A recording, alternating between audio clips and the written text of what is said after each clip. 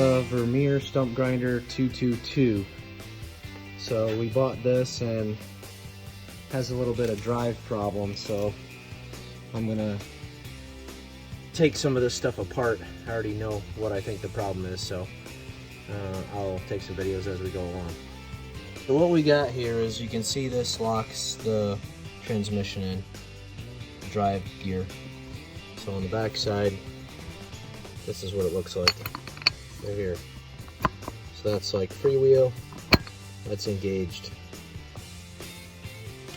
So on this side, I took the seal off and the bearing, and that's what's there. Big problem is, this is the problem. So probably need, either I get this machined out. The shaft is pretty much toast. This is all too small in here. So that's a big problem.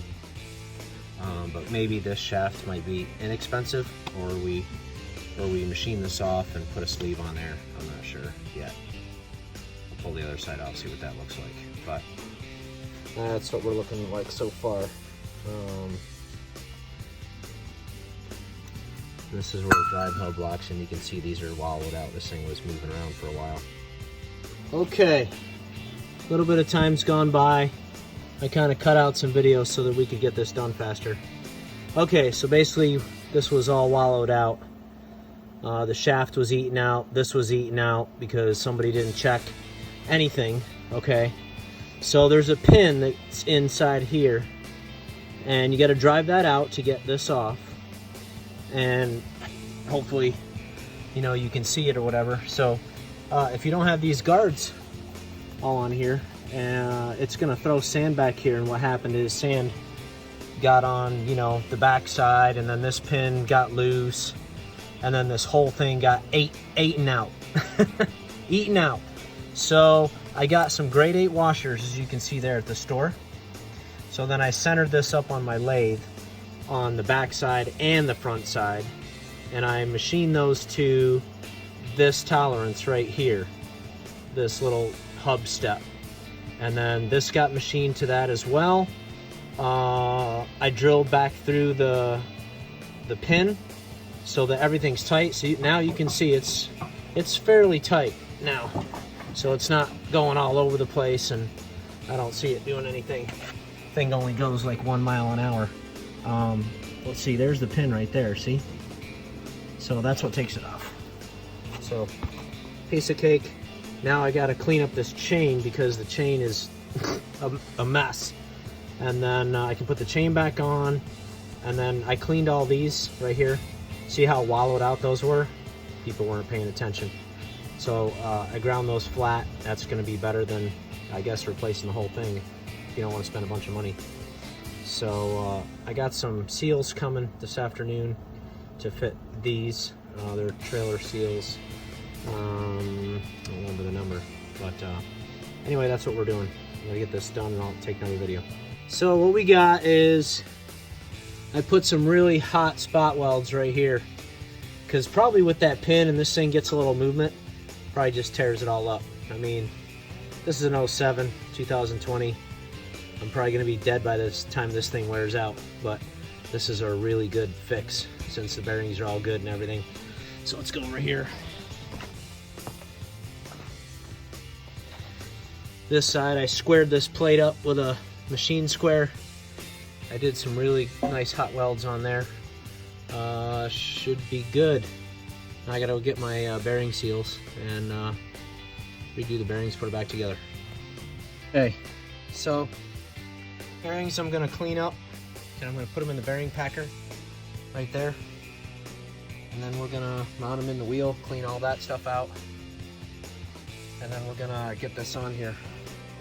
It's a messy operation, so I don't know if I'm gonna be touching my phone for that.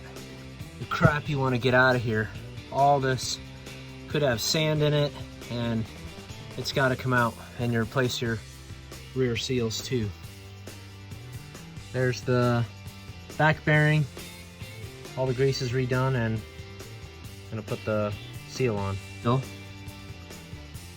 Now, that should always be driven with a seal driver. Let's see if I can hold this on here.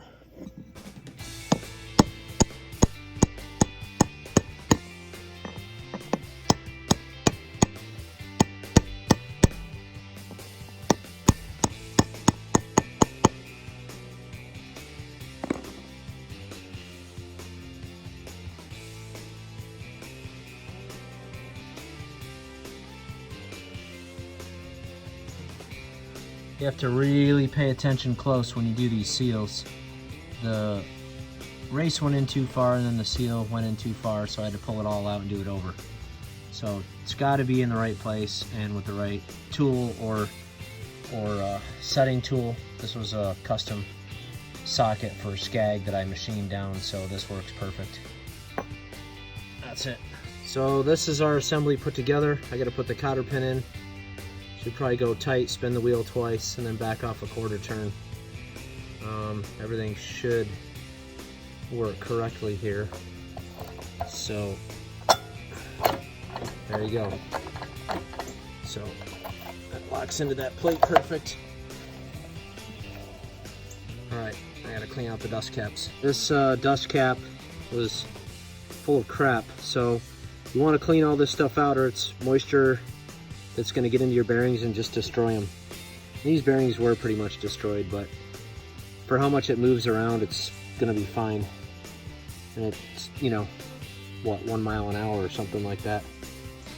Have a mess like this, you didn't do it right. So here we go. This will go on here. Got the cotter pin in. Tap that on real gently. Got a real mess here going on. I hate messes. There you go. That's gonna be it. This is what this thing looks like. I got new guards ordered. And I'll talk to you soon.